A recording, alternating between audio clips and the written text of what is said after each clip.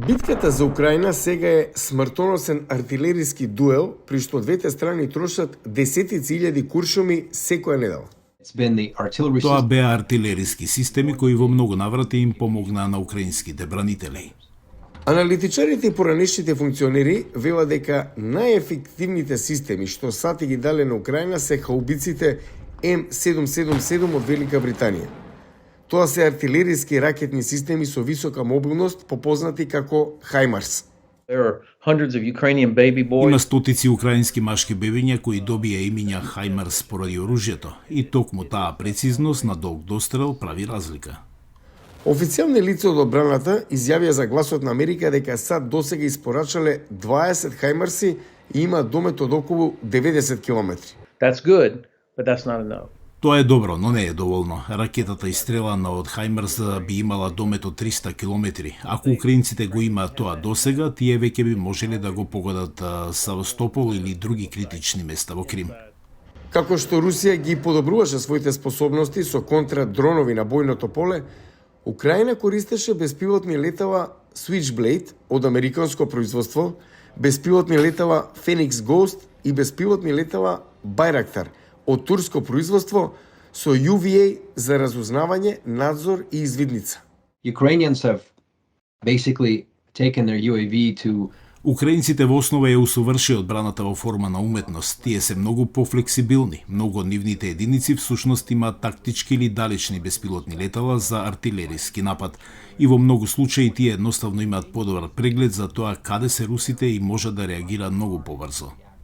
Но Русија има прилив на дронови од незиниот сојузник Иран.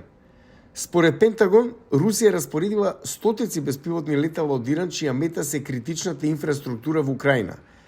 За да го заштитат своето небо, украинските сили користат системи за противоздушна одбрана, како што се од американското производство Stingers, ракети кои бараат топлина со дострел од околу 5 километри, доволно мали за да се носат пеш. Аналитичарите велат дека украинските сили успеале да соборат меѓу 60 и 85% од руските беспилотни летала произведени во Иран. Минатиот месец Пентагон испорача 2 системи NASAMS на Украина, национални напредни ракетни системи за стрелање од земја во воздух, кои можат да таргетираат беспилотни летала, авиони, но и наведувани ракети. Од оно што го слушам од 30-30 или од 35 обиди за пресретнување, 35 пресретнувања. Тоа е многу добро. Ги штити големите градови. Но Украина се уште се бори да се одбрани од руската балистичка ракета Искандер, што може да навлезе длабоко во украинската територија.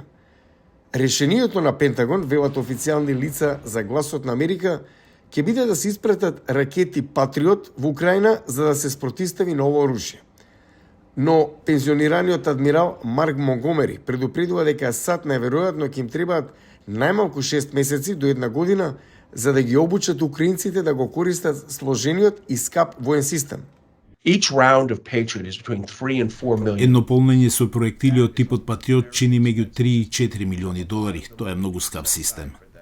Генерално, аналитичарите се согласуваат дека оружјето на САД и НАТО, доставено до Киев, битно и помогне на Украина во одбраната на својата татковина, при што поранешниот командант на армијата на САД во Европа го дава ова смело предупредување. Ако продолжиме да го правиме она што го правиме сега, тогаш мислам дека Украина е на пат да го ослободи Крим до крајот на август. Полуостровот Крим, незаконски припоен од Русија во 2014 служи како центар за координирање на руските борци во Украина. Неговото ослободување би било огромен удар за Москва.